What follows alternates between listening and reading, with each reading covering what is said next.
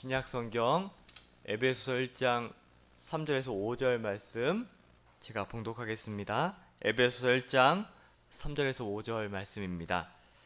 찬송하리로다 하나님 곧 우리 주 예수 그리스도의 아버지께서 그리스도 안에서 하늘에 속한 모든 신령한 복을 우리에게 주시되 곧 창세전에 그리스도 안에서 우리를 택하사 우리로 사랑 안에서 그 앞에 거룩하고 흠이 없게 하시려고 그 기쁘신 뜻대로 우리를 예정하사 예수 그리스도로 말미암아 자기의 아들들이 되게 하셨으니.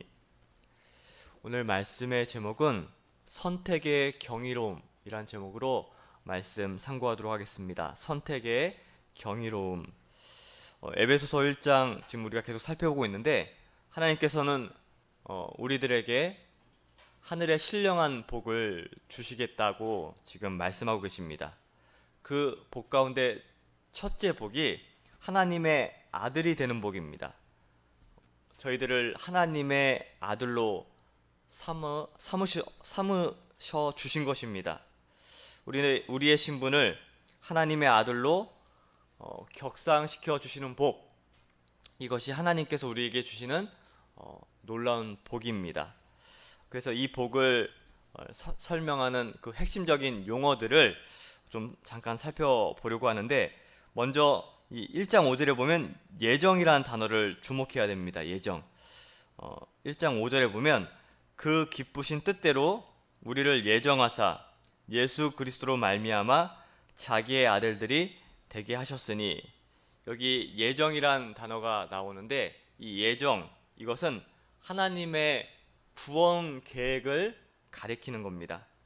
그러므로 우리가 하나님의 아들로 삼아진 것, 또 우리가 선택된 것은 하루아침에 된 일이 아니고 하나님께서 오래전부터 마음속에 두고 있던 큰 계획이, 그 예정이 현실로 이루어진 것입니다.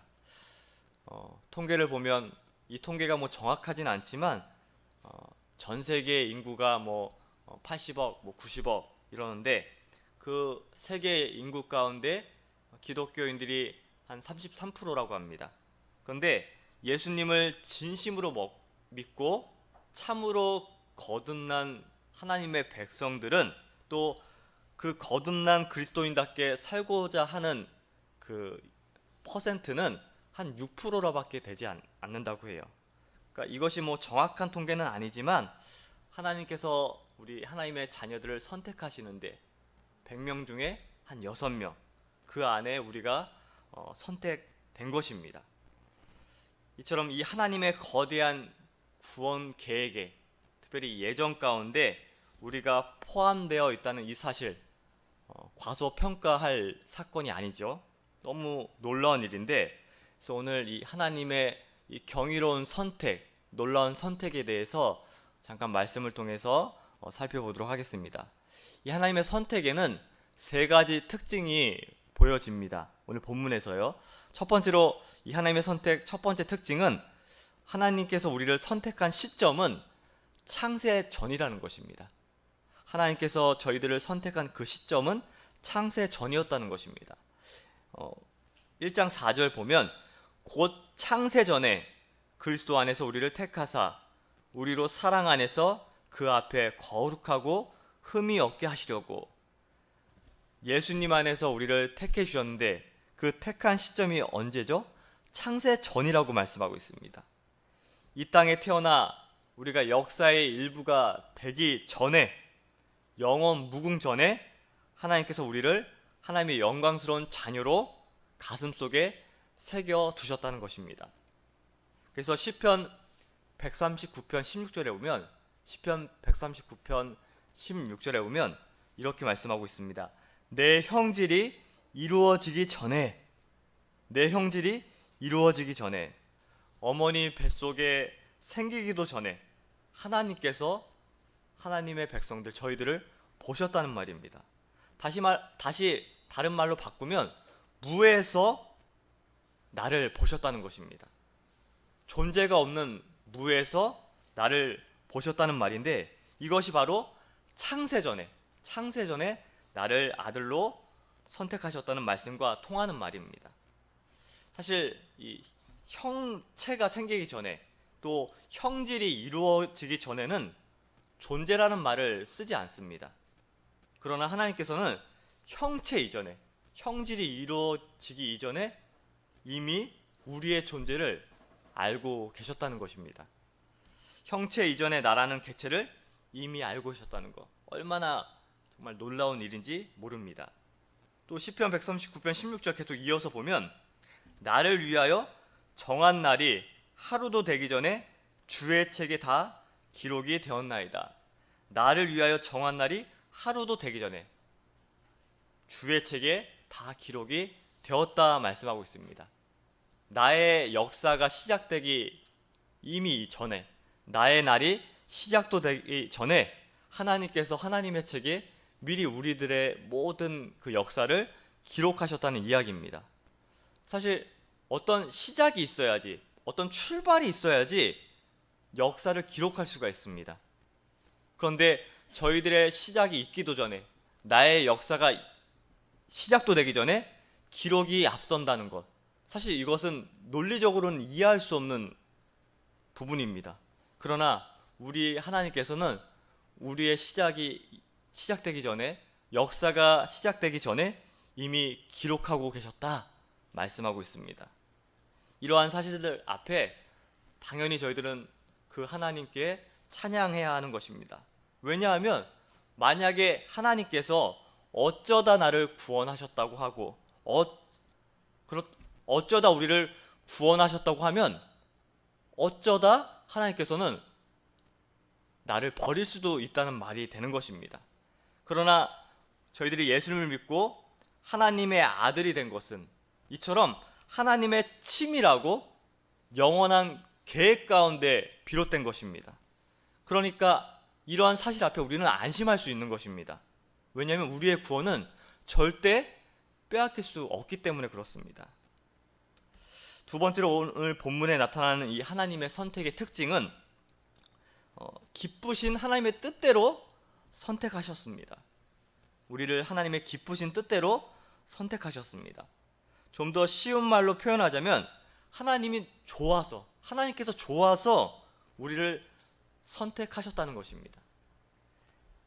1장 11절 말씀 보면요, 에베소 1장 11절 말씀에 보면 모든 일을 그의 뜻의 결정대로 일하시는 이의 계획을 따라 우리가 예정을 입어 그 안에서 기업이 되었으니, 거기 보면 그의 뜻에, 하나님의 뜻의 결정대로 일하시는 이의 계획을 따라 우리가 예정을 입었다 이렇게 말씀하고 있습니다. 하나님께서는 어떤 분이십니까?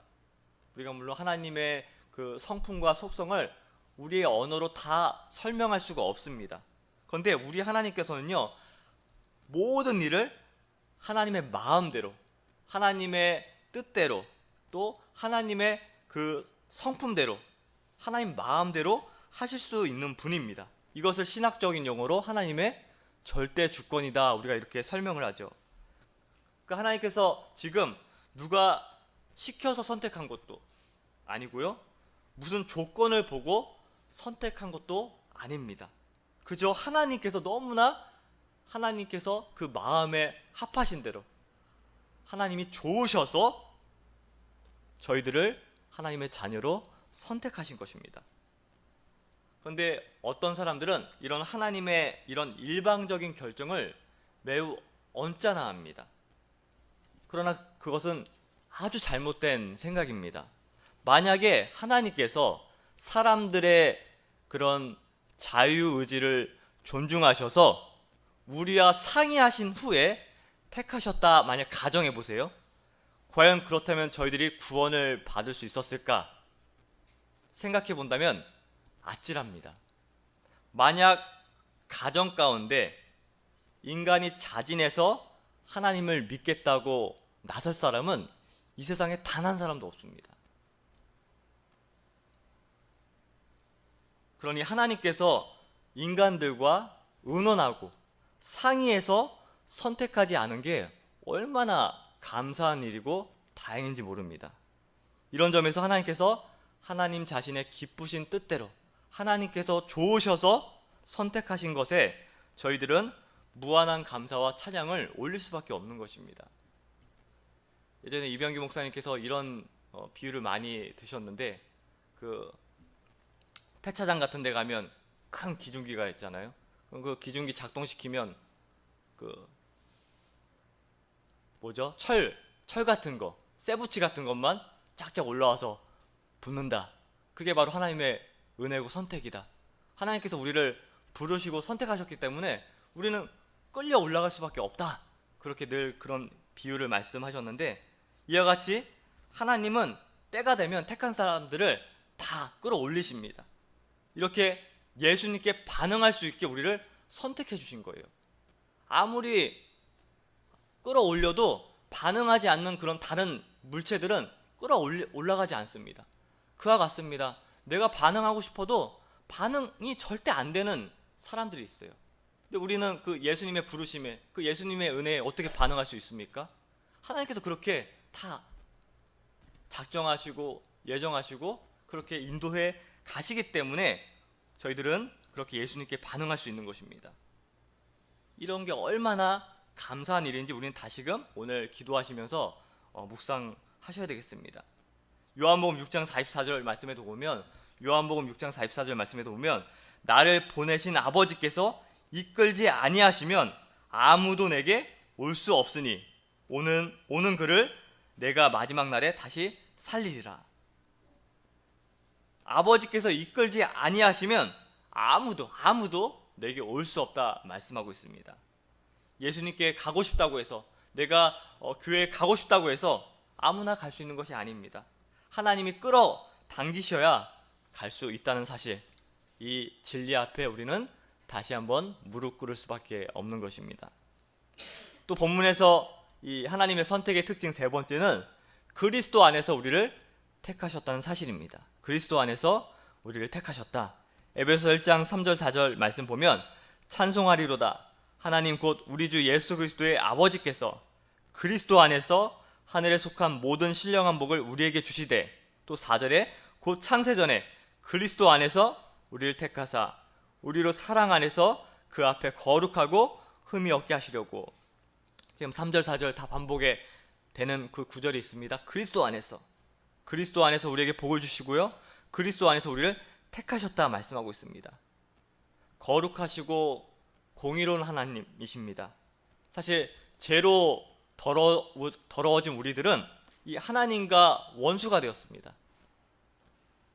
우리가 그렇게 설명을 하잖아요. 하나님께서 우리를 자녀 삼으실 때 아무 근거 없이, 아무 조건 없이 무조건적으로 선택하셨다. 맞습니다. 신학적으로 맞는데, 근데 하나님 편에서 볼 때는요, 그렇지 않아요. 하나님께서 우리를 자녀 삼으시고 우리를 선택하셨을 때 근거가 있었습니다. 어떠한 조건이 있었습니다.